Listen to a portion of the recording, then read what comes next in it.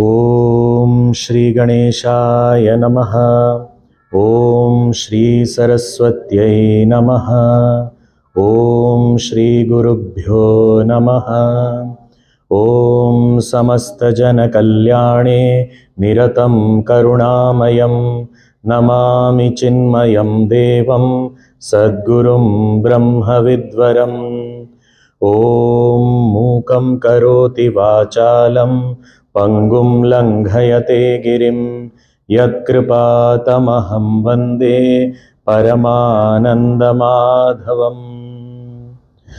ॐ पार्थाय प्रतिबोधितां भगवता नारायणेन स्वयं व्यासेन ग्रथितां पुराणमुनिना मध्ये महाभारतम् अद्वैतामृतवर्षिणीं भगवतीम् अष्टादशाध्यायिनीम् अम्ब त्वामनुसन्दधामि भगवद्गीते भवद्वेषिणी।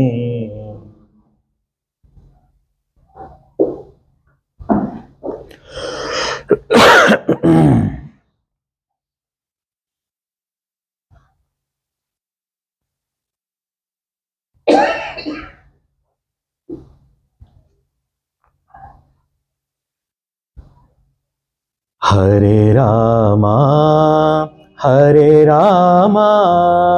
राम रामा हरे हरे, हरे रामा राम हरे हरे, हरे कृष्णा कृष्ण कृष्णा हरे हरे, हरे कृष्णा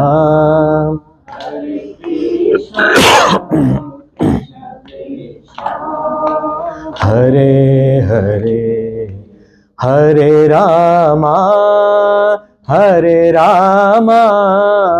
राम रामा हरे हरे, हरे रामा राम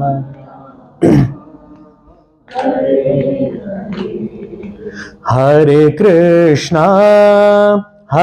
कृष्णा कृष्ण कृष्णा हरे हरे, हरे कृष्णा कृष्ण कृष्ण हरे रामा राम रामा हरे हरे, हरे रामा राम रामा हरे हरे, हरे कृष्णा कृष्ण कृष्णा हरे हरे, हरे कृष्णा कृष्ण कृष्णा हरे हरे, कृष्ण कृष्णा हरे हरे, कृष्ण कृष्ण राम रामा हरे हरे, राम रामा हरे हरे। बोलिए सियावर रामचंद्र की, राधावर श्री कृष्णचंद्र की जय। श्री सद्गुरुनाथ महाराज की जय।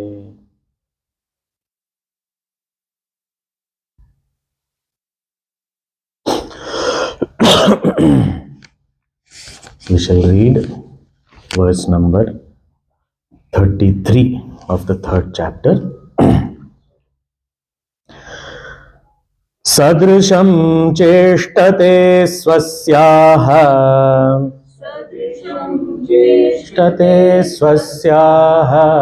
प्रकृतेर्ज्ञानवानपि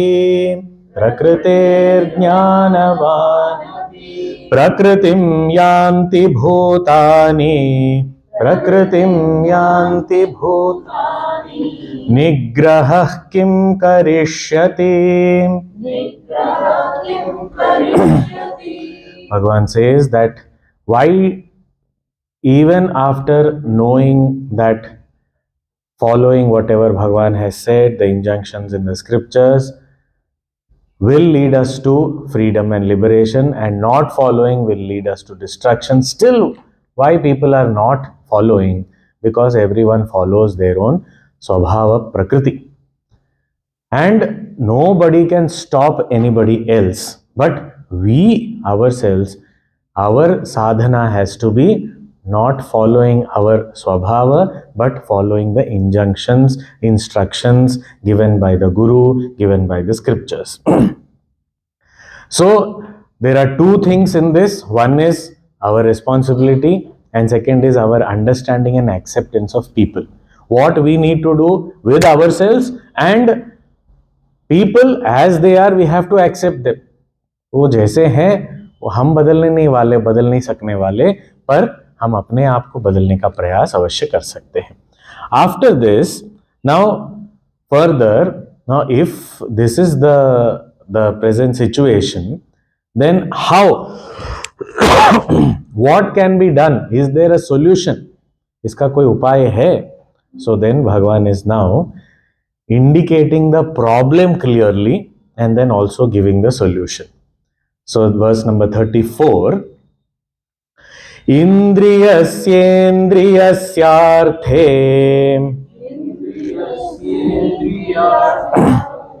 Ragadveshau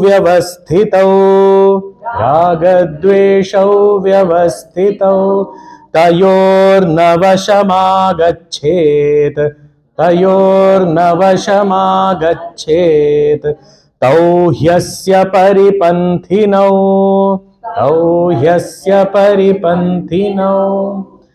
He's saying, earlier verse he said, Swabhava is what determines our action, our choices, our decisions, our thoughts. But how to stay away from Swabhava? Swabhava by itself is unmanifest. We can't recognize it directly. But it manifests in the form of Raga Dvesha, likes and dislikes. There are some things which we naturally like and we want to do more of it, and some things which we do not like doing and we want to keep away from them, we want to avoid them. So this Raga Dvesha is actually the manifestation of the Swabhava. Previous verse he said, Nigraha kim karishyati prakritim yanti bhutani. This prakriti, which is internal, is expressed as Raga Dvesha, likes and dislikes. Raga means I like something, I am attracted to something, I want to do something, and Dvesha means that which I want to run away from, that which I want to avoid, I don't want in my life. Dislike. Likes, dislikes. Raga, Dvesha. This Raga, Dvesha is the manifestation of the Prakriti, which is our problem. We are actually tied up in this likes and dislikes only. Any action, the first evaluation in my mind is, if I like doing it, I will do. If I don't like doing it, I will avoid. And I will try to avoid it in various ways possible. Finally, if I am cornered, then I will say, okay, anyway, I have to do. Because I don't want to do, but still now I am forced, I am cornered, there is no option, there is no escape, let me do it. So that is not the right way of action. So here he is saying that this Raga Dvesha is very dangerous. Acha, this Raga Dvesha, who are these? So he is saying, Tauhi asya paripanthinau. Paripanthinau means these are highway robbers. चोर हैं, चोर. परिपंथिनो, रास्ते में जाते हैं तो रास्ते में लुटेरे, डाकू, चोर, like that. These are highway robbers. When we are traveling from one village to another, and we hear, oh, डाकू मंगल सिंह का इलाका है. So then we are, be careful, don't make any noise. There will be someday he will come and then he will take away everything, like that.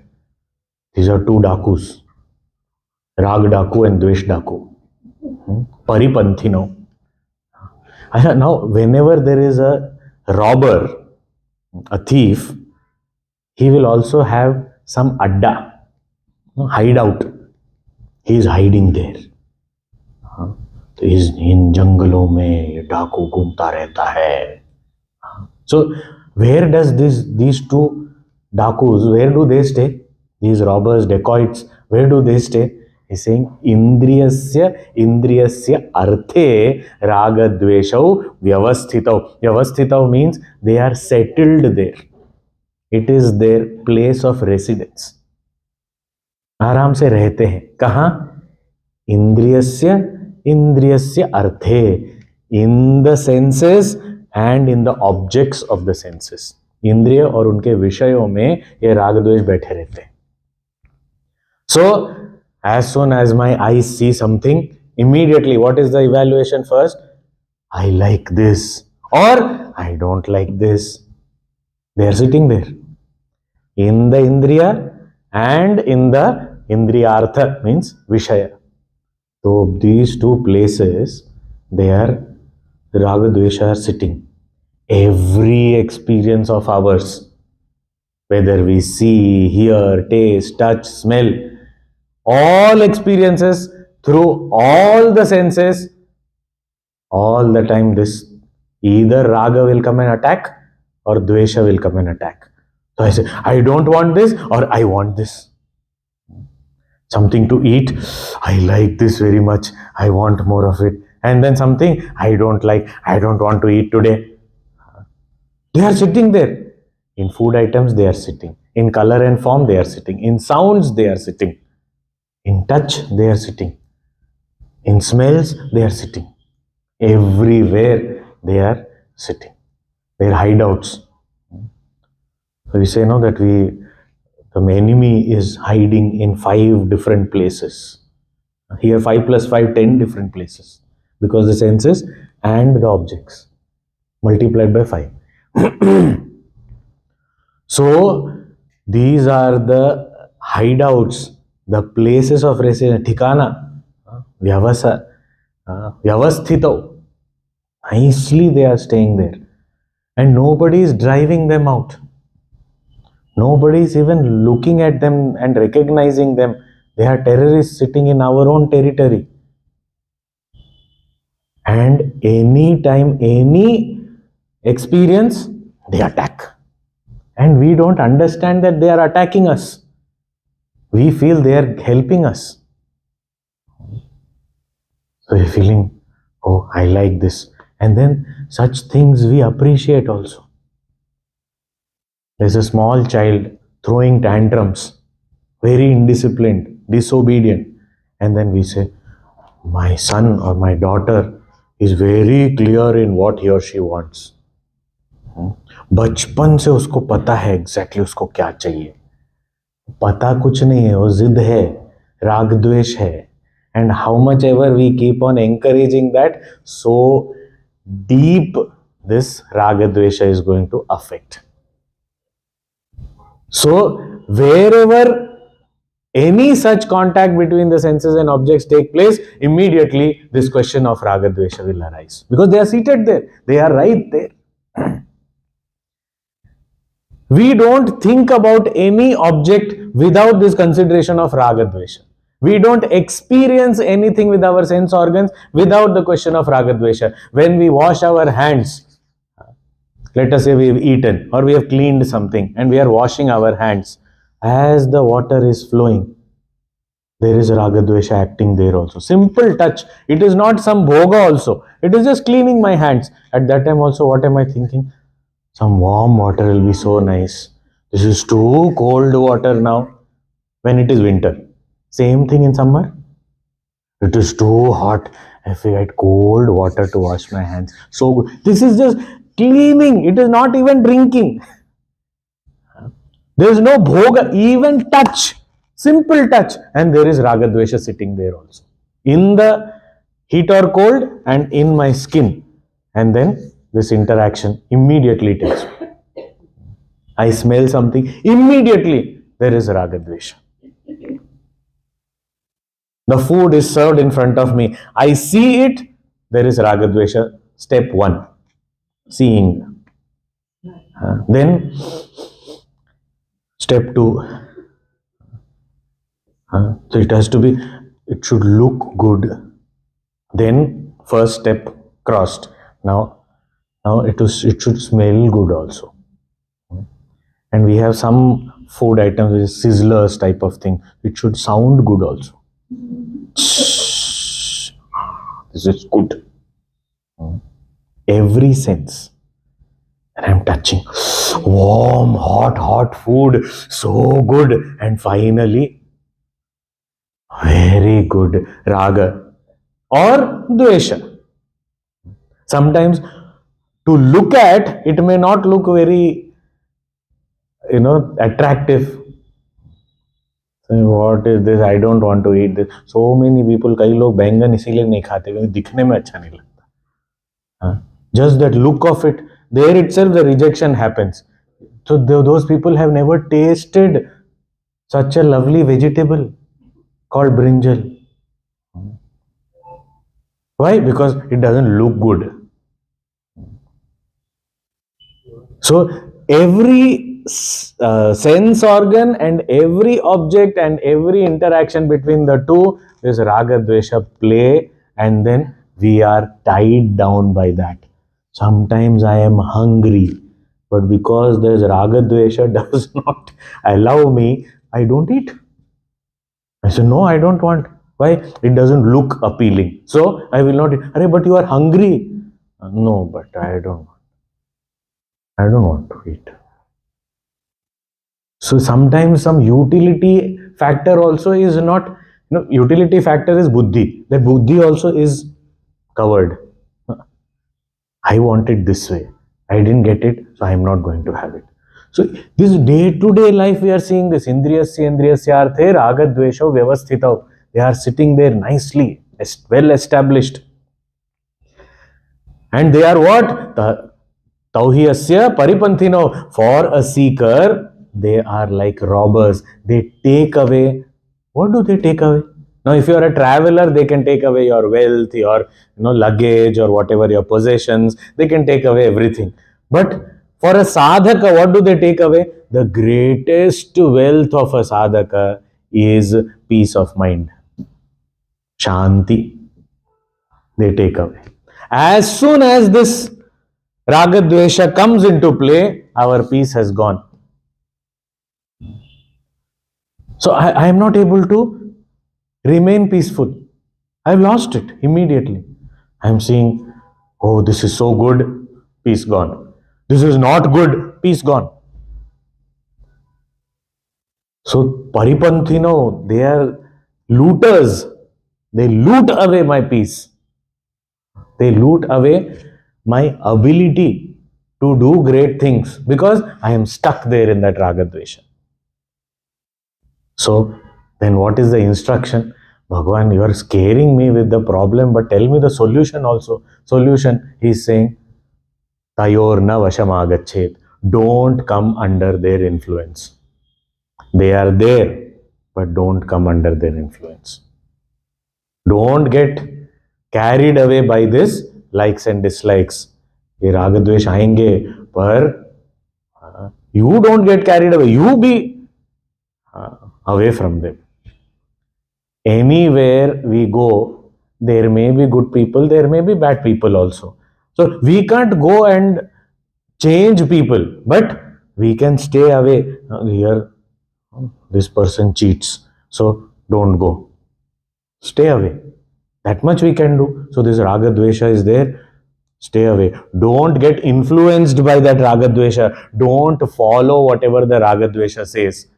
Don't come under their sway. Means what? Means whatever I think, choose, decide, let it not be based on my likes and dislikes. I like it, so I will do. I don't like it, I won't do. I like it, so I will eat. I don't like, I will not eat. I like it, therefore I will think about this. I don't like, I am not going to think about this. That is not what it is. Then what should I do? If I don't come under the sway of Ragadvesha, then what should I do? So likes and dislikes is not the basis. Then I should perform my duties, which Bhagavan has already said. Niyatam kuru karmatvam karmajyayo hi akarmana. He has already said that. So don't come under the sway of this ragadvesha. Tayor na vasham agachet. There may be instances where this ragadvesha may come and attack us. But let me not decide based on ragadvesha. Let me not choose anything based on ragadvesha.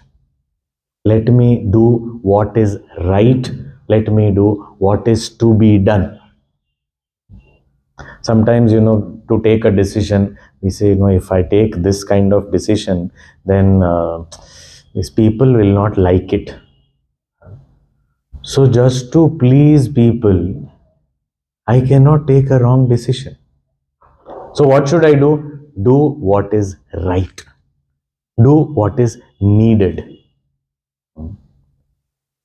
So sometimes what happens is, whatever duty comes to me, I don't like it at all. I don't want to do it. Yes, but still, if it is a duty, I have to do it. That is called don't come under the influence of ragadvesha. The basis of my action or thought or decision should not be whether I like it or not. It should be whether it is supposed to be done or not. So previous verse talked about Prakriti. This verse is talking about Ragadvesha. What is this correlation? How is anybody's Prakriti formed? We say Prakriti is the inborn traits called Vasanas, or the past impressions, all those things, the patterns that we have formed. So we know that these are all we are carrying forward from many lifetimes. Okay, but how were they created?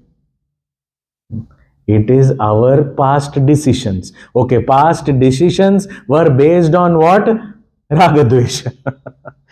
So Ragadvesha is creating the Prakriti, and Prakriti is manifesting again as Ragadvesha. Then this Ragadvesha is creating deeper Prakriti, and then this deeper Prakriti is again bringing out stronger Ragadvesha. This cycle, when will it get broken? I am actually carving out my own Swabhava, my own Prakriti, thought by thought, action by action. I am responsible. We call it destiny. In future, what I call as destiny, in the present, that is called as a choice or a decision. The choices of the past is the destiny of today, and the choices of today is the destiny of tomorrow. But what is the basis of my choice is what is more important here. Bhagavan is not talking about what choice we are making. Bhagavan is saying, based on what are you choosing something? Based on what do you think and do you decide? Based on what do you choose to act? If that is our likes and dislikes, we are only strengthening this Prakriti, and that Prakriti, if we are not able to follow what Bhagavan has said, then it will lead to destruction. So what is the use just to go with the natural flow? There are so many paths which are so called spiritual paths also, in which it is advised just be natural. Whatever you feel like, you just do that. If that is what we are going to do, we are deepening our likes and dislikes. We are strengthening them. And we are caught up in this Prakriti. Then we are not able to do anything that the scripture says. Because be free. Do what is naturally coming to you. Many times this is expressed in various ways. When we say, the parents are asked that why your child is not coming for Bal Vihar. Why are you not sending them for Bal Vihar? They will come when that interest comes from within, when they feel from within that they want to come, that's when they will come. I don't believe in forcing. Okay.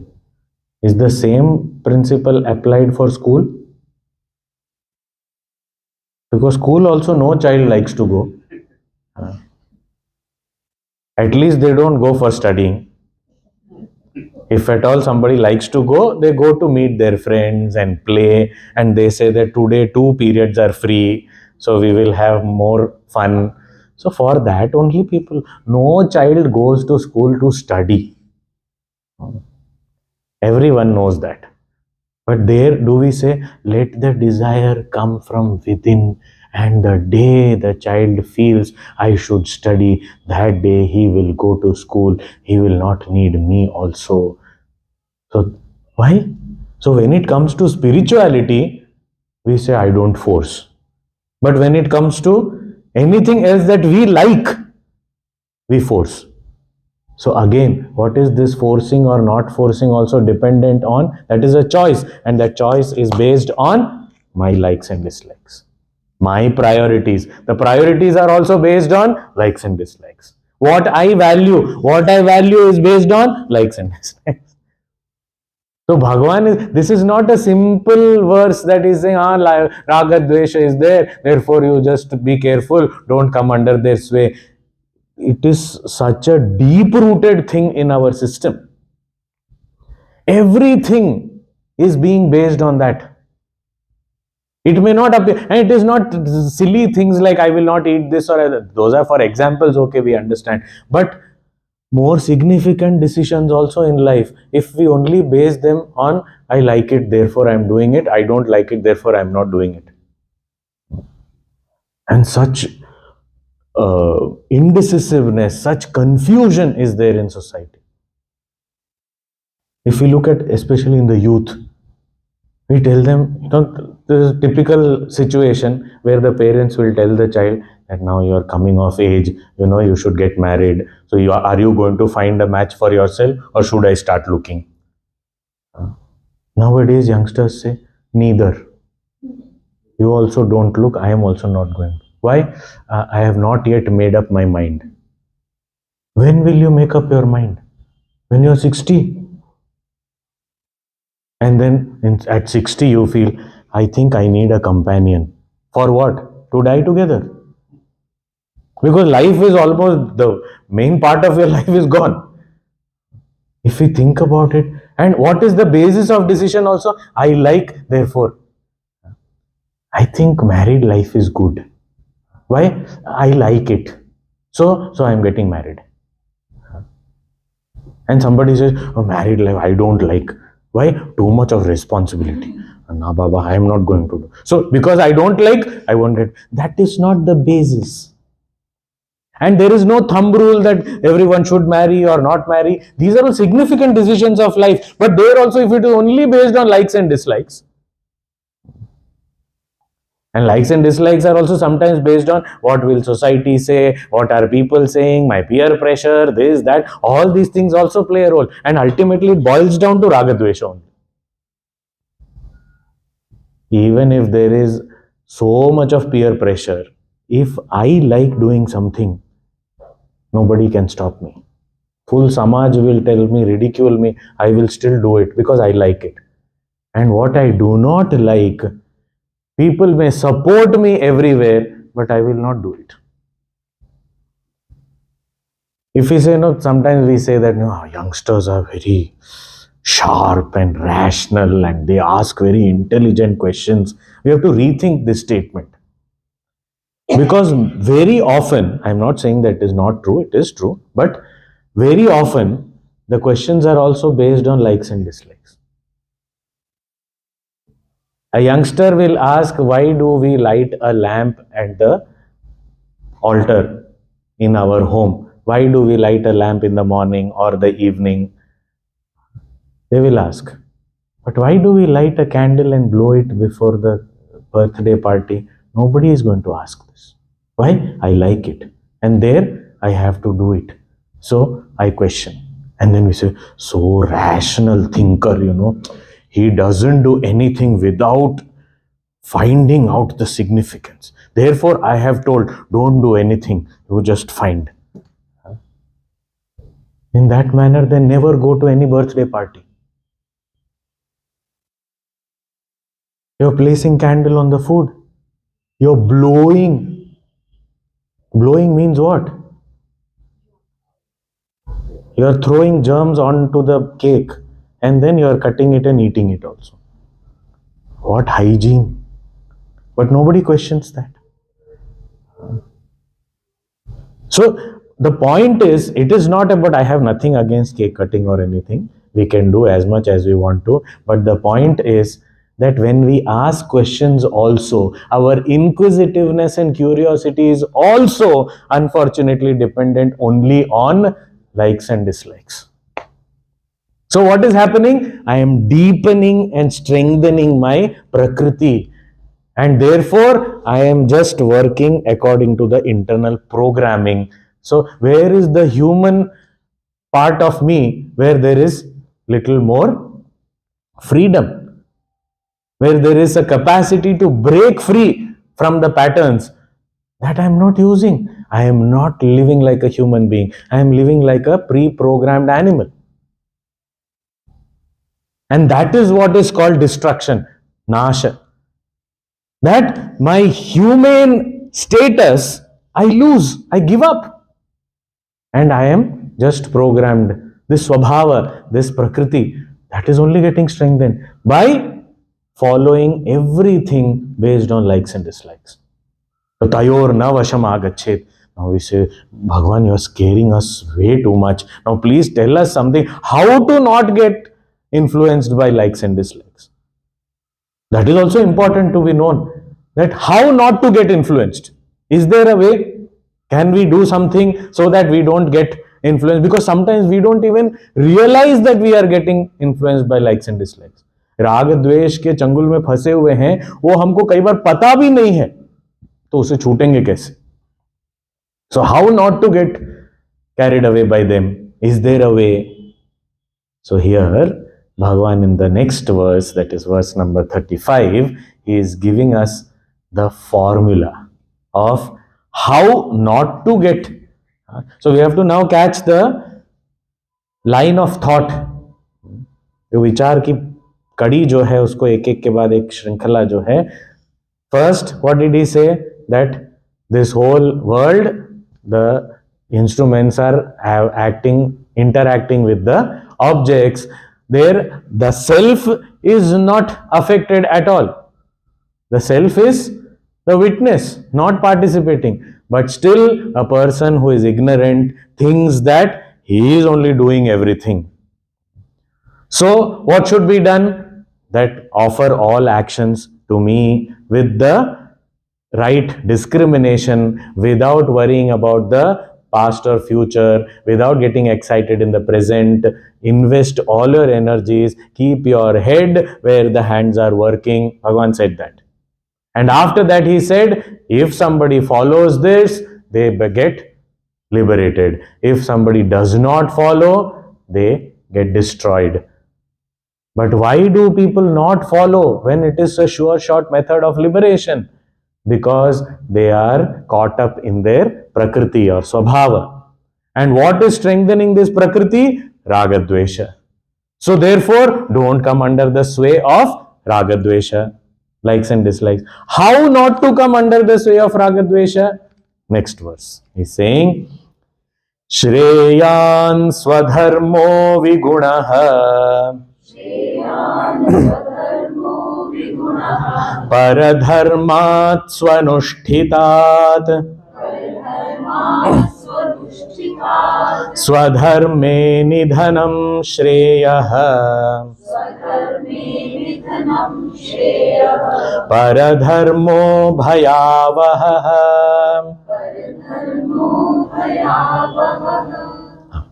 He says, what is the way of getting out of this influence of ragadvesha? He is saying, swadharma.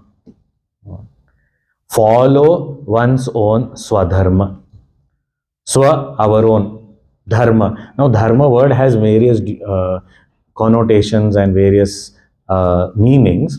But if we have to understand in simple words, Swadharma is one, something that naturally comes to us, both as ability and action.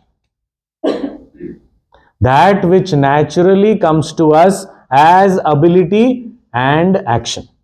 Means what?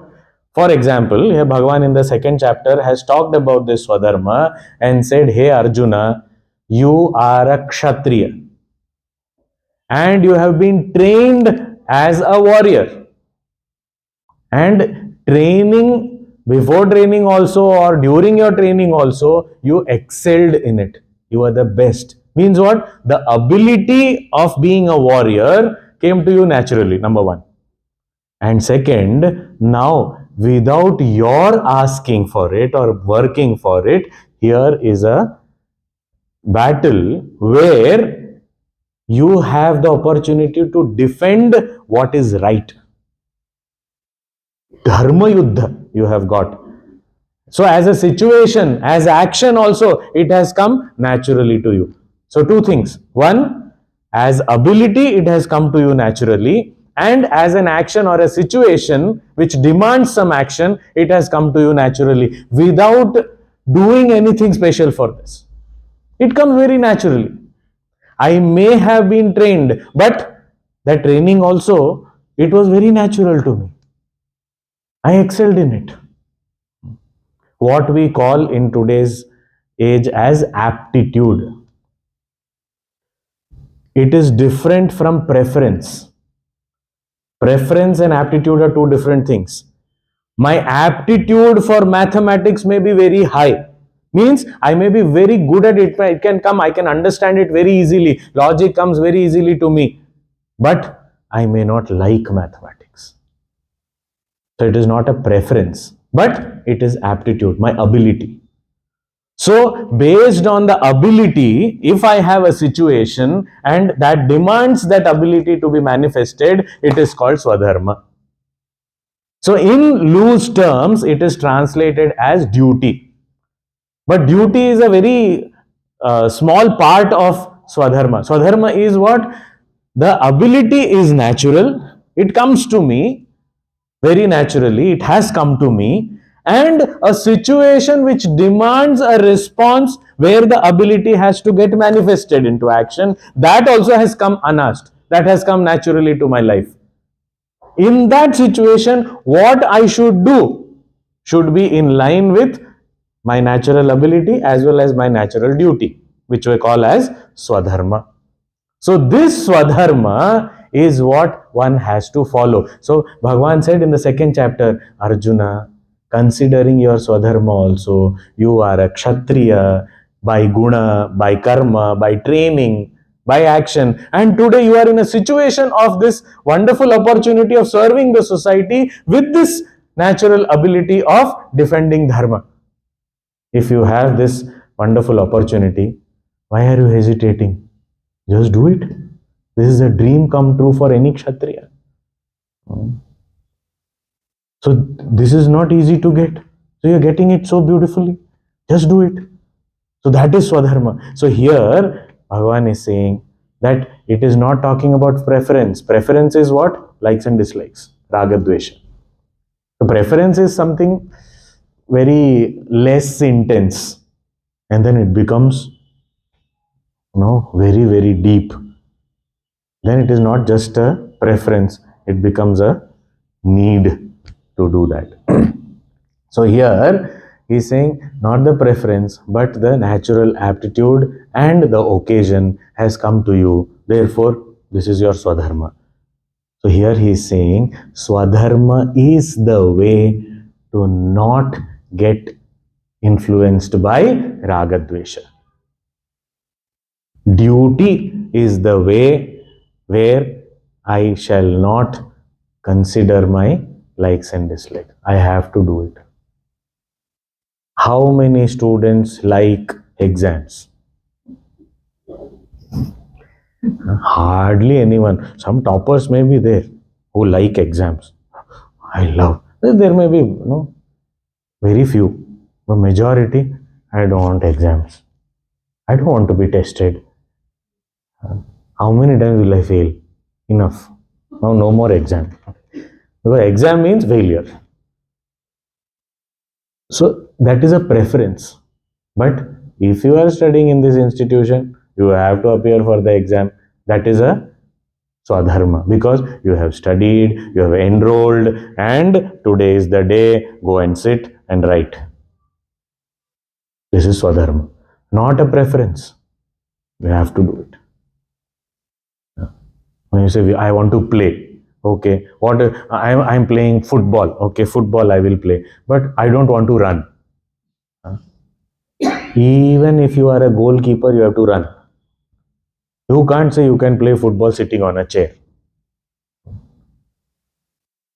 So if you have to do something, if it is there in front of you, you better do it. No preference. There's no space for preference. Nobody is asking whether you like it or not. So that is why Bhagavan is saying here, Shreyan Swadharmo Vigunaha Paradharmat Swanushthitat. From the standpoint of actions also, if it is my Swadharma, if it is my natural action that the situation also demands and I have the ability to perform, if it is coming naturally to me, which we can call it as duty, if that duty is there and it is demanded by the circumstances, that should be followed, that should be fulfilled. Kartavya Palana has to be done. Swadharma, my duty. Paradharmat Swanushthitat. Even if I am good at doing other things. Good at means I like doing something else also. But if this is my duty, I better stick to it. Arjuna may be good in sitting and meditating. But at this time, when the whole society is looking up to him to protect dharma, through this battle, he cannot sit and meditate. He has to work. So this is, you cannot afford to do. No, I can, if there is somebody who is soldier on the border, and he says, I am very good at art and craft. So I am going to sit and do origami, sitting at the border. That is not, you may be good at it, but take your gun and look out. Whatever is your duty, and you have trained for it. Without training, we will not send you there also. Gurudev used to say, Arjuna was trained by the taxpayers' money. And now the citizens are looking up to him that he should protect their interest. Now he can't choose not to do it. There is no question of his preference. Nobody is asking him. He has to do this. And Shreyan, that is greater, Swadharmaha. Even Vigunaha, even if I feel that it is not that great, this work is not that great, even then. Never mind. You have to do it. See, all actions are equally important. But here when it is said Vigunaha or Swanushthitat, it is done very beautifully, or it is not that great. What does it mean in this verse? In this verse, it means that it may not look so attractive. It may not have that glamour in that. That, oh, see, I am doing this. See, for a this example we may be able to appreciate. I go to a doctor and I am sitting in the waiting lounge, and then the doctor is calling one by one, calling the patients. Okay. So the patient ahead of me goes inside. And then that person comes out on a wheelchair. Okay. Why? That patient did not know, but the said, you have had a heart attack yesterday. Now better get admitted. Somebody is bringing him on a wheelchair and taking him into the intensive care. Now I am sitting next and I am called inside. So I have in my mind, this is the nice hospital. I go inside walking and somebody will push me out on a wheelchair. So nice, good facilities. I go inside, say, what happened? Cold. A cold? Okay, take this medicine. If you take this medicine, you will get well in a week's time. If you don't take, it will take 7 days. Okay, go. Doctor, so just a viral infection. Go. Okay, where is wheelchair? No wheelchair for you.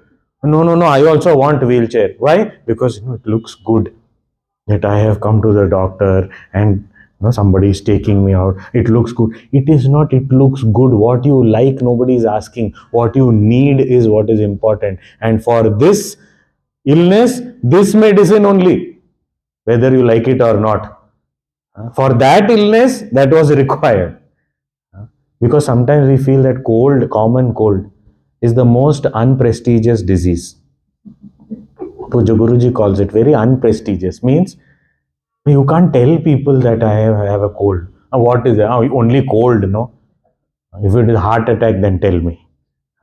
So I can't even tell people that I have a cold.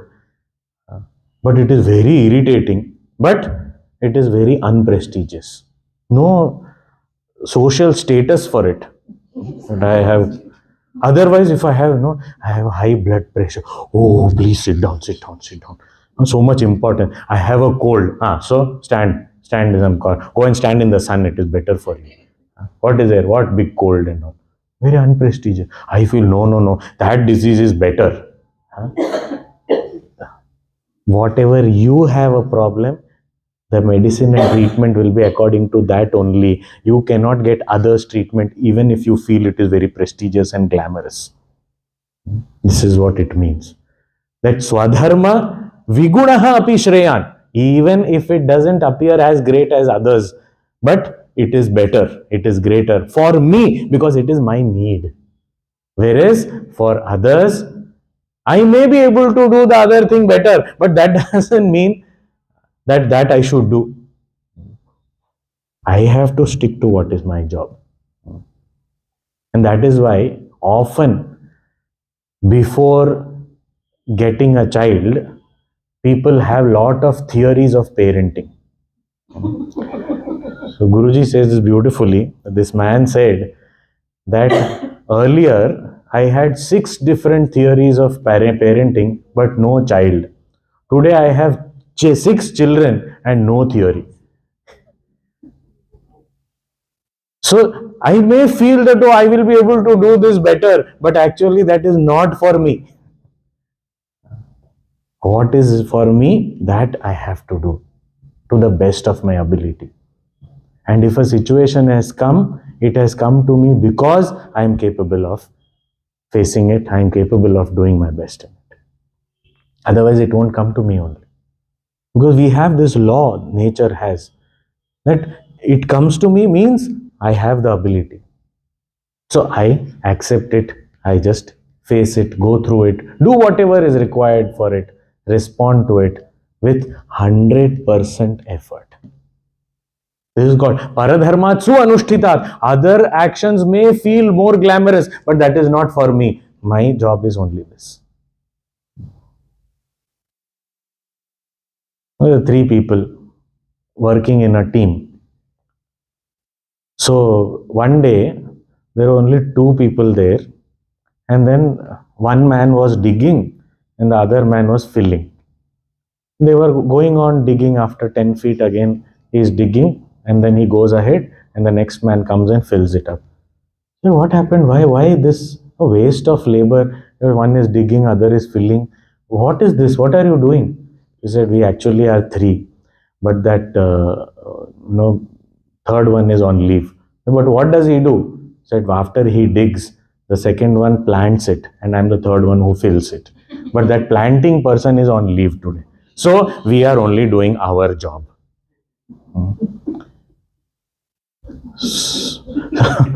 So this also, it should not be a blind way of doing things also, but stick to your duty means what is the calling that naturally you are expected to respond to it in the best way. If a person is no, digging is more prestigious, looks very good, and looks very hard work and all. Planting, what is there? You just put it inside and over. There's not much. So I will do that digging job. No. If this is what is expected out of you, do it, and do it well. There are so many people, even if they did something very, very, very small, they did it with such perfection. So many saints in our country, all from different professions. So they did not leave their profession. They were great saints, but they did not give up their profession. Namdev Ji Maharaj, he initially felt that he is a big devotee, but later on, when he actually got that pure devotion for the Lord, he resumed his own profession of tailoring. He was a tailor, but the way he used to stitch clothes, it was with so much of perfection that it was not just a profession, it became art. Same way, so many different people. There was a great saint in Maharashtra called Janabai. Janabai used to, have this cow dung cakes. Cow dung you put on the wall or on the ground, and then it dries up, and then you collect it and use it as a fuel for fire. So these cow dung cakes, one day she was found, and she was a respected saint, and people from far and wide used to come and meet her.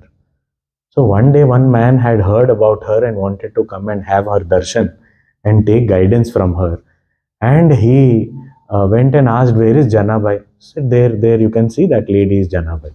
And what was she doing? She was quarreling with another man. And what was the quarrel? She said, this is my cow dung cake, and that other lady was saying, this is my cow dung cake. And for this cow dung cake, they were quarreling with each other. So this man was shocked. Said, I came to get guidance from her. I came to have her darshan with so much of reverence, and she is quarreling for one cow dung cake. What is it? What kind of lady is she? So, but still he decided, okay, let me wait and watch. So he waited, and then both of them were fighting. So then this quarrel came to that state where they started saying, okay, you prove that it is yours. So Janabai said, I can prove that it is mine. So how can you prove? I said, you put that cow dung cake to your ear, you can hear Vitthala, Vitthala, Vitthala, Vitthala, and that is what is mine. So for her, this cow dung cake was not a job. It was also perfection. She was performing her duties, but out of her 100%. Now, maybe from her standpoint, it was not required for her to do. But such great people still demonstrate that perfection so that we can follow. So he's saying that whatever action, if it is swadharma, I must perform it. And when I perform it as swadharma, then what happens? Nobody is worried about our preferences. Nobody is asking about whether you like to do it or not like to do it. Do it, that's all. A student, what is the swadharma? To study. Now there is nothing other than that. Nobody is going to ask, okay, you are a student and you have to study. I hope you don't mind studying. Nothing doing. If you are a student, better study. So there is no question of like and dislike. So when thy likes and dislikes are not considered at all, then what happens? I just do what is right. And when I do what is right, my shift takes place from that prakriti and raga dvesha to what is supposed to be done as per the instructions of the scriptures or elders or the social injunctions. So I follow what is supposed to be done, what is the right thing to do, rather than what I prefer doing. So sometimes even keeping silent is not an option. I don't like doing this. What don't like? If it is your job, you have to do. Even if you have to shout, you have to shout. If you have to scold, you have to scold. If you have to force, you have to force, because that's the role you are playing. And it has come to you because you will be able to do it well. That faith we must have. That if a situation has come in front of me and if it is demanding something out of me, I will be able to do it. That ability is already there in me. So, with that faith, I put in my best effort. That in this role, this is what I have to do. Shreyan swadharmo vigunaha paradharmatsu anushtitat. The other person's swadharma may look very attractive, but that is not my job. I should not do it. I should do what is my job.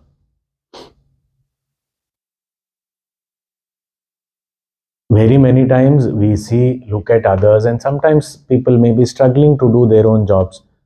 And looking at that, we feel, this is, I can do it much better. We sometimes feel that. But it is not my job, so stay away. Do your job. So this is very important. So in modern language, we can also say, Bhagavan is in this verse saying, mind your own business. But with greater depth and understanding. So stick to your swadharma and don't get attracted by what you prefer or what you feel something very glamorous. Swadharme nidhanam shreya. Bhagavan is saying, even if you die performing your duty and swadharma, it is better. Paradharmo bhayavaha. But if you change and try to do and copy somebody else, it is very scary path. Why? Because that is going to lead to destruction. Because where it will take us ahead, we can't say. Swadharme nidhanam shreya. Even if my following my swadharma leads to death, I should do it. So in Arjuna's case, it was directly applicable. He says, if you have to die fighting this war of dharma, it is better than living and not doing this. But doing something else, you want to be a sannyasi now and go and sit in the caves, bhayavaha. It is scary. Because actually sometimes we also get this thought. When there is a lot of work, we get this thought, I want to go somewhere alone and just be. But when there is no work, that time we don't want to go anywhere. That time we want to meet people, we want to look at the phone, and because we are getting bored. Going somewhere also, do we have the capacity to be alone? Do we have the capacity to absorb that? It is very difficult. It is paradharmo bhayavaha. Just by looking at someone, that person is doing, so I will also do. Even in sadhana, sometimes this happens. That I am doing some sadhana as guided by my guru, and I am continuing that. Suddenly I see somebody sitting there still for 6 hours. Oh, this is so good. I will also sit. I can't sit for 6 minutes. And then I feel so depressed. Oh, I am good for nothing. I am not doing anything. But stick to what you have been doing. There is no comparison with others. That is saying paradharmo bhayavaha. To copy someone, to compare with someone is a scary thing. Because it will lead to destruction. So that is why no need to compare. We just do what my swadharma is. We stick to that. So, Shreyan swadharmo vigunaha paradharmatsu anushtitat swadharme nidhanam shreyaha paradharmo bhayavaha. So now Bhagavan has told why people are not able to follow what he has said. In spite of the promise of liberation, they are not able to follow because Prakriti. That Prakriti is made up. What are the building blocks of Prakriti? Likes and dislikes based choices. How not to come under the sway of likes and dislikes? By performing our swadharma. So he has given the solution also, sure. That stick to your duties. Stick to your path. Don't compare yourself with anybody else. So whatever is my swadharma, that is best for me. I should. So that is what, again, coming back to the paradigm shift of not following what I feel like doing, but following what is to be done. This paradigm shift is my sadhana. And actually speaking, this likes and dislikes based decisions take place only in those few moments of weakness. Some few moments. If I can conquer those few moments, then I'm safe. Otherwise, I get carried away. So, getting carried away, to save myself, I have to just work on certain moments and not a long period of time. So, here I perform my duty. Look at, and if you look at nature also, every part of nature is only performing its own job. Have you ever seen anybody in nature suddenly deciding that, now we are swapping our duties? So the lion and the deer, they say, now let's exchange. Now onwards you hunt and eat, I will eat grass. Do they don't swap. Does the sun say that, I have been rising every morning, enough now, 2 days holiday? I am the sun and I don't get a Sunday. What is this? No, everyone is doing their own duties. There is nothing changing in the whole. Leaves are taking in carbon dioxide, leaving out oxygen. They have been doing it since ages and still continue to do that. No change of duty that, this is not a very good thing, I want to do something else. Suddenly the animals say, we always have to run around. Tree, now you run around. I am going to stay in one place. No, they will all do their own things only. Even the sounds they make, the same type of sound. The nests they make, the birds, same type of nests.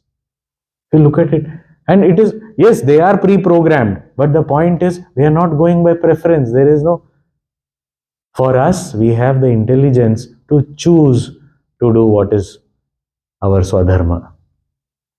And why do we need that intelligence to choose? Because we have been given that freedom. We say, no, I don't want freedom.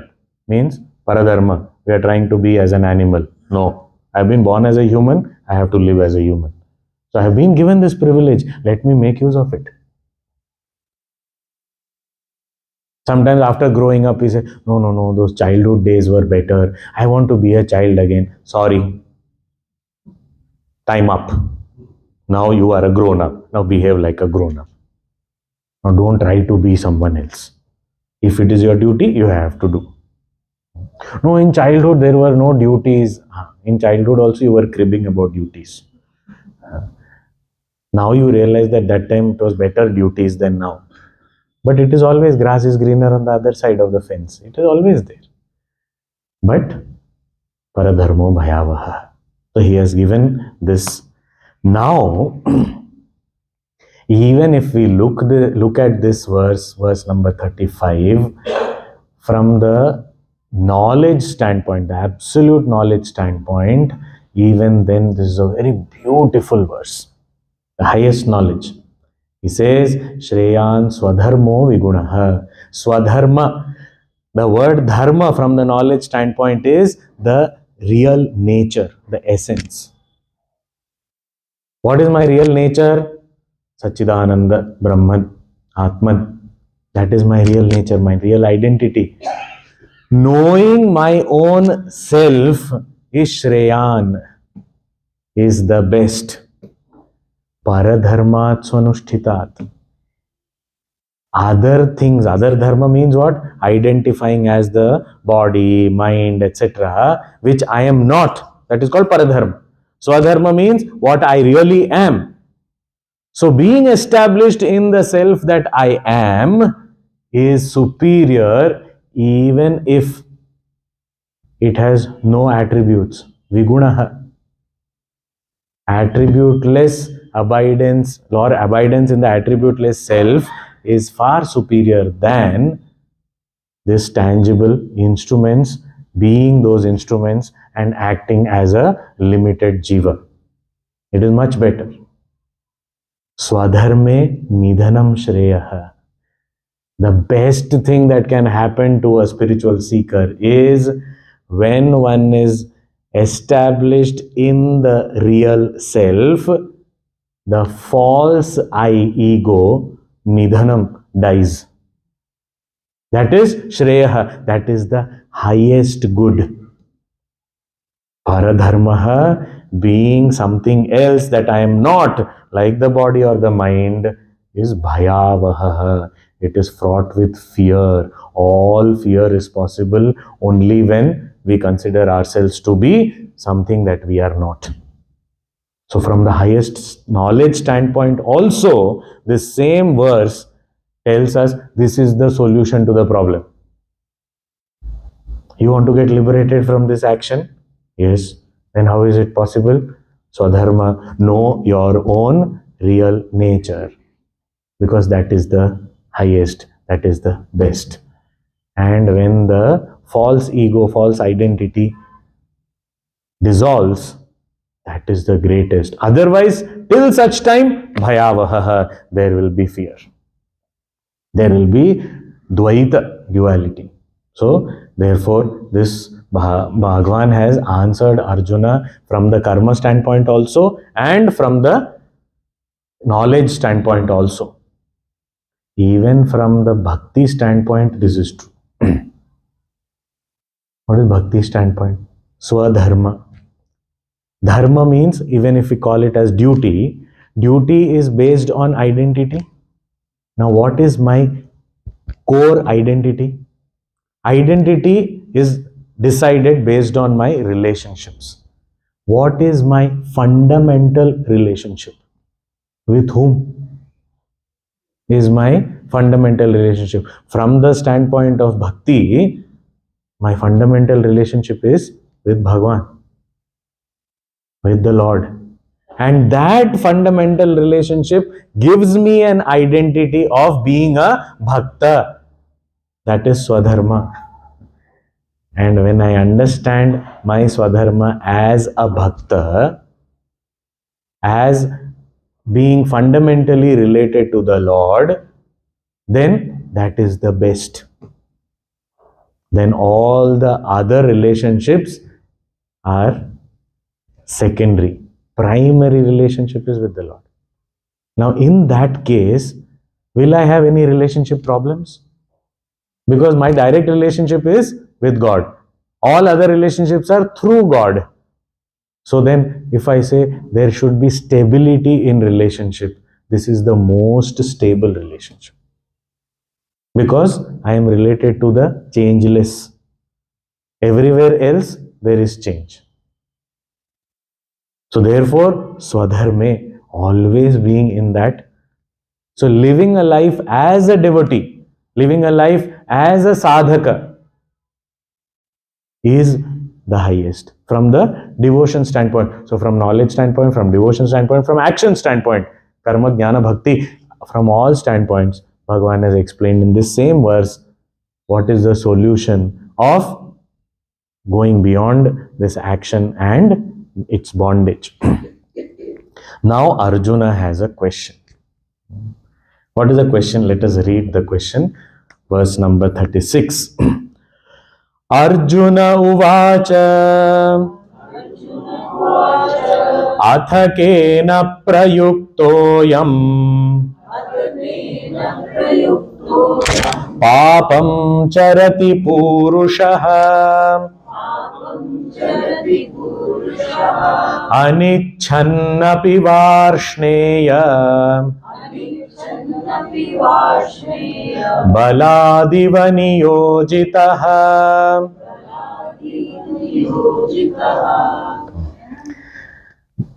Arjun is asking, Bhagavan, sometimes I don't want to do anything wrong. I don't want to do anything wrong. I want to do what is right. But I feel something is there which is forcibly pushing me to do wrong. What is that? Earlier, the discussion was that why do people not follow whatever you are saying? Here, the question raised by Arjuna is that Bhagavan, why do people do wrong? Not able to follow because of Prakriti, Raga, Dvesha, okay, understood. But people not only not follow what you are doing, people are doing wrong. Papam charati purushaha. They are doing wrong things. The word papa means one is, see, punya and papa, these are opposites. So punya means the good actions. And how is it defined? Punati iti punyam. Punati means that which purifies, sanctifies. So that which leads to purification is punyam. If purification acts that make us pure is punyam, then the polluting actions are called papam. Also, it is said papam. Papam shabda, the word meaning is pati ajnanam, that which protects our ignorance. That it keeps the ignorance intact. It does not let us move towards knowledge. That is called papa. And if there is ignorance, there is dukkha also, shoka also. So that which protects our dukkha. So in simple words, that which creates a lot of dukkha is called papa. In the long run, sometimes it may appear that instantly I am getting some joy, but in the long run, it is taking me to do dukkha and ajnana.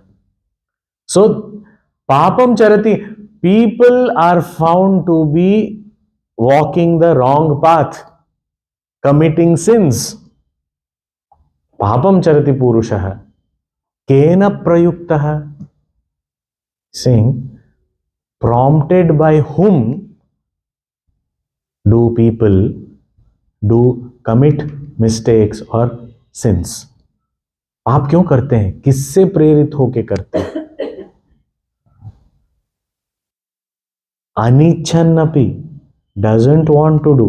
हे वार्ष्णेय, वृष्णि कुल श्रेष्ठ, हे Shri Krishna, my question is, अनिच्छन्नपि, even not wanting to go in that direction, balad even niyojita, balad forcibly, as though is pushed into sins. And this must have been our experience also. Sometimes I don't want to do something, I know that it is not good for me, still as though something is pushing me towards it. So as though I am just falling into that trap. I know I don't want to do it, still I am going there. What is there? Bhagavan, is there something? I have experienced this. Anichannapi. People are not able to follow, that you already said, because of Prakriti. But here, not only not following, doing wrong things, making wrong choices, ending up in sinful activities, in spite of not wanting to do that. What is that? That is prompting us, forcibly pushing us into sin? What is it? Now Bhagavan, he is answering this question. You have to understand that Arjuna's question, if we can relate to it, then we understand it better. It happens to us. So, Bhagavan, what is Bhagavan saying as the answer? He's saying, Shri Bhagavan Uvacha Kama Esha Krodha Esha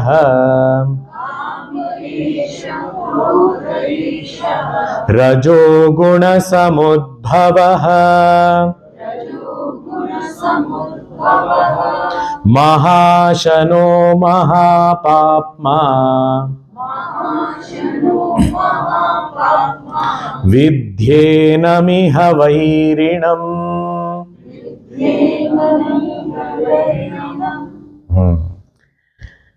Bhagavan is, see, this is just direct answer. Arjun asked, what is it that is forcibly pushing me into sin? Bhagavan's direct answer, Eshaha Kamaha. This is called desire. Oh, is desire? Yes. Eshaha Krodhaha. This is anger. So this desire, this anger is what is pushing us into sin. Where do this desire, anger, where do they come from? He says, Rajoguna Samudbhavaha. It is born out of Rajoguna. Of the three gunas, Rajoguna is the source of this Kama, Krodha. And how are these? Both of them have been given one adjective. Kamaha is called as Maha Ashanaha.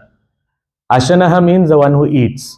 Maha Ashanaha, someone who has a big appetite, eats a lot, never says no. Desire, Kamana, is compared in our scriptures with fire. Fire is something that as much fuel we put into it, it will keep on. It will never say no. It will never say enough, enough. That is why fire is called Anala. Alam means enough. Anala means na alam. Never enough. It will never say enough, enough, now stop. No.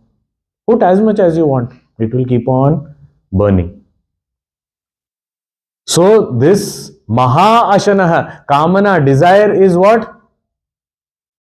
Gluttonous eater.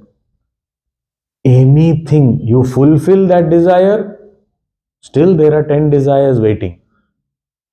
Fulfill all of them, there are 20 others who have come. They keep on demanding more and more. There is never an end to this desire. If we say, I have no desire, so if I have no desire, then I would not be living only. It has so much become one with my living that if I am alive means I have desire. It is so much close to my life. All the time, some or the other desire. Sometimes the desire is, I want to be desireless. That is the desire. And that also troubles us. It keeps on consuming. Maha Ashanaha. And for Krodha, the adjective given is Mahapapma. The one who makes us all do wrong things. Mahapapma. The one who makes us commit all mistakes. It is when we are angry, or Krodha does not just mean anger, it is also meaning any kind of agitation. There is no peace. And that agitation is there, it will immediately make us do wrong things. It could be something small or something really big also. Most of these things are done in an agitated state of mind, not peaceful. Mahapapma. So this Kama Esha, Krodha Esha, Rajoguna Samudbhavaha, Mahashanaha, Mahapapma. Very interestingly, Bhagavan is using all this, although there are two. Earlier he had used Raga Dvesha and he had used the number as dual number, means 2. Raga Dveshau, Vyavasthitau, Tayoho, Paripanthinau. So it was dual number was used. Here it is all used in singular, although he is using two words, Kamaha, Krodhaha. But he is saying Eshaha, Kamaha, Eshaha, Krodhaha, Rajoguna Samudbhavaha, Maha Ashanaha, Maha Papma. All this is singular. So you are talking about two things, and why are you using singular? Because Krodha is another form of kama only. Krodha, anger, is also called as kama anuja. Anuja means that which follows, younger brother, who comes behind. So when there is kamana, krodha is standing behind only. As soon as kamana comes, behind krodha also comes. Anger also comes. If not anger, at least agitation will come. As soon as there is a desire, mind will start getting agitated. So that is krodha. So that same kamana only takes the form of krodha also. That who was consuming everything that we are offering also makes us do wrong things. It is only out of desire that I commit mistakes. And in a state of anger, I commit mistakes. And both are not two different states. When there is a desire, if I see an obstacle in the fulfillment of a desire, then I feel angry about it. If it is fulfilled, then there is greed. I want more and more. Lobha. So this kama, krodha is considered as one and the same. So it is not that I have desire but I don't get angry. It is the same only. It can take that form anytime. So it is consuming a lot of things, but it does not make me do anything wrong. It will, if not yet done. Because Rajoguna, there is no aspect of knowledge. Rajoguna is that which pushes us into action. So Kamana also pushes us into action. Krodha also pushes us into action. But there is no knowledge. So without knowledge, if I perform action, I will end up doing things I like or running away from what I dislike. So I am deepening my likes and dislikes. So here Bhagavan is saying that is why Arjuna, Vidhi enam iha vairinam.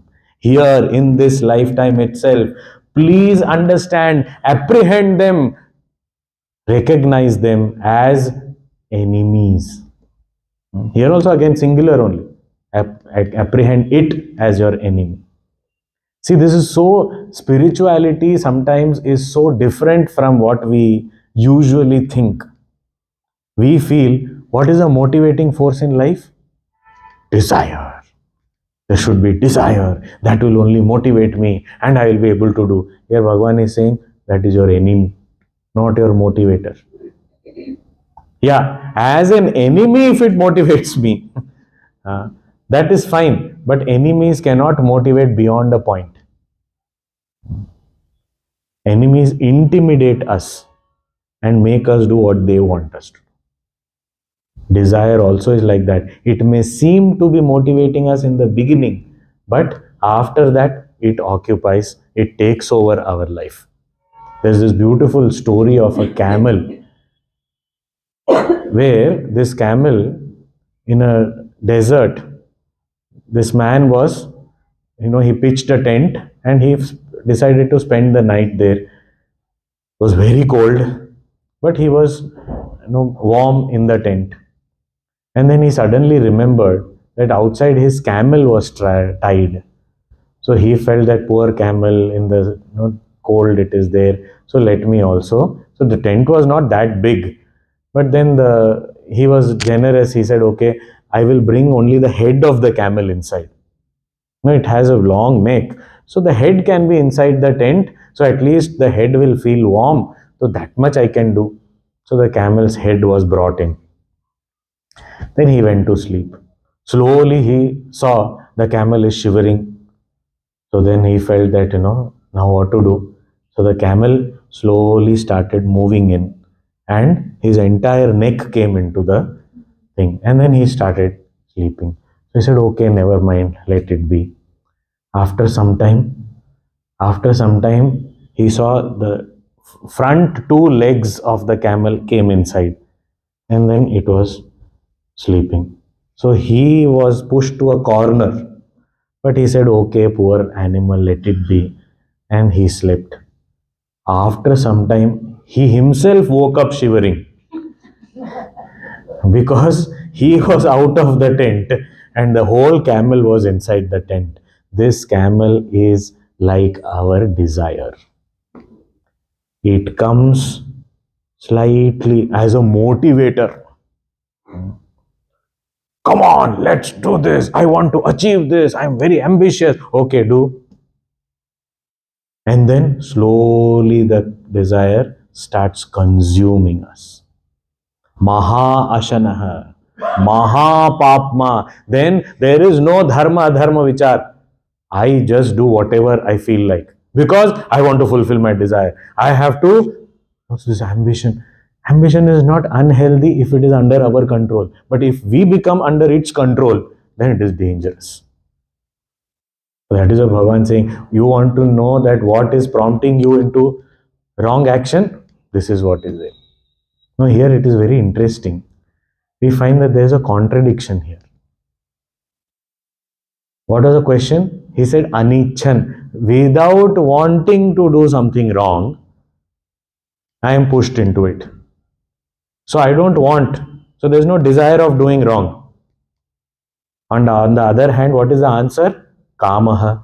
It is desire.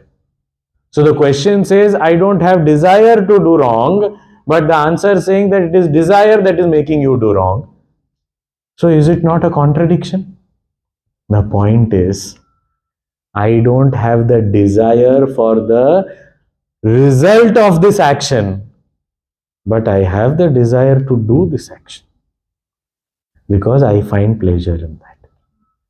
So it is not that I am free from desire. I think I am free from desire. I do have a hidden desire. It does give me some joy.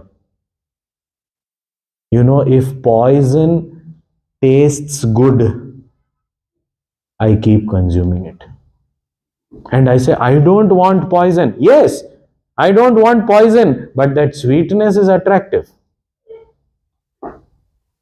That is exactly what here Bhagavan is saying. Anichan means I don't want the result of this papa. Result of papa is dukkha. I don't want that. But the pleasure of performing that action, I want that. And that want is only pushing me. It is not the anichan. Nobody can make us do something which I totally don't want to do. If someone says, take this sword and chop the head of two people and come. Now, if I am completely convinced, I will not do that.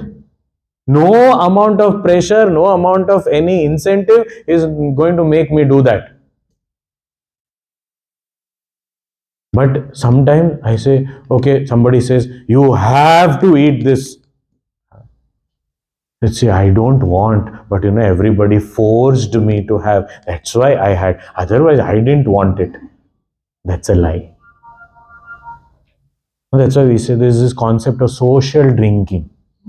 Only when, you know, people, you know, when in a social group we drink. If I really don't want it, nobody can force me to do it. There is a hidden desire. I find some joy in that. But we may say, if it is something bad for me, how will I find joy? Sometimes even pricking myself gives me some joy. You know, when we have some wounds and all, and it is slowly drying up, and then we try and scratch it and open it up. It is painful. Still, I do it. Who is making me do it? Not that I am not wanting at all. I like that feeling of peeling it off, but I don't want the pain. So not wanting the pain does not mean I am not finding joy. The joy is found there, and therefore I want it. It is my desire only that is making me do wrong things. But how can this desire operate? What is the mechanism of its operation? Now Bhagavan is giving us the mechanism of operation, which we will see tomorrow.